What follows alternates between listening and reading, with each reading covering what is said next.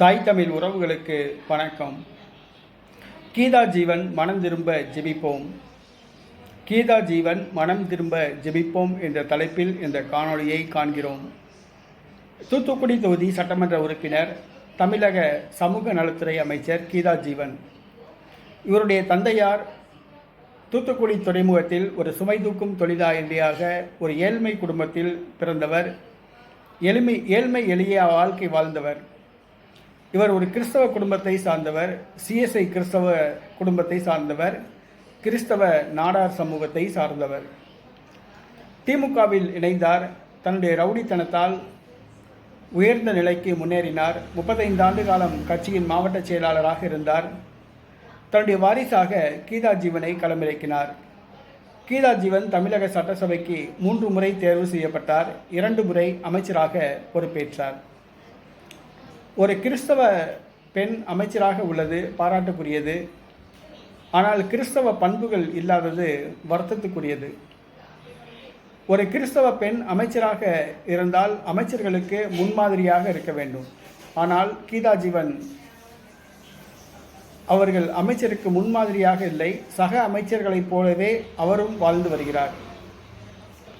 சக அமைச்சர்கள் எவ்வாறு லஞ்சம் வாங்குகிறார்களோ அதே போன்று லஞ்சம் வாங்குகிறார். சொத்து சேர்க்கின்றார். தன்னுடைய சொந்த கட்சியினரையே ஆள் வைத்து அடிக்கின்றார். காவல்துறையை வைத்து தாக்குகின்றார்.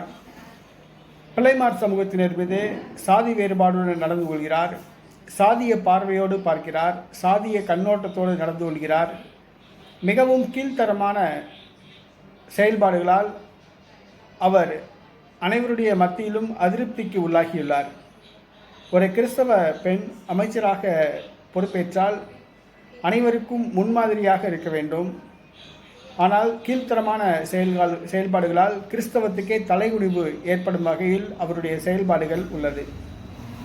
அவர் பிறவி கிறிஸ்தவராக இருக்கலாம், ஆனால் ரட்சிக்கப்பட்டாரா என்பது தெரியவில்லை. கிறிஸ்துவனுடைய ரட்சிப்பு அவருக்கு கிடைக்கவில்லை என்றுதான் சொல்ல வேண்டும். கீதா ஜீவன் மனம் திரும்ப வேண்டும். கிறிஸ்துவுக்குள் வர வேண்டும். பாவ வாழ்க்கையை விட்டு வர வேண்டும். அந்த பிசாசின் செயல்பாடுகளான லஞ்சம் அவற்றிலிருந்து விடுபட வேண்டும். ஊழல், லஞ்சம் அவற்றிலிருந்து விடுபட வேண்டும்.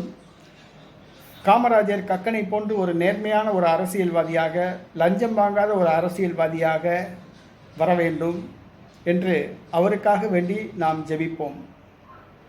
ஒரு கிறிஸ்தவ பெண் அமைச்சராக இருந்தால் அனைத்து அமைச்சர்களுக்கும் முன்மாதிரியாக இருக்க வேண்டும்.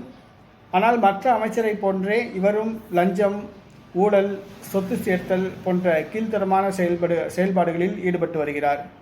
ஆகவே கீதா ஜீவன் மனம் திரும்ப வேண்டும் என்று கிறிஸ்தவர்களாகிய நாம் அனைவரும் தங்களுடைய ஜெபத்திலே வைப்போம். கீதா ஜீவன் மனம் திரும்பட்டும். அவர் ரட்சிக்கப்படட்டும்.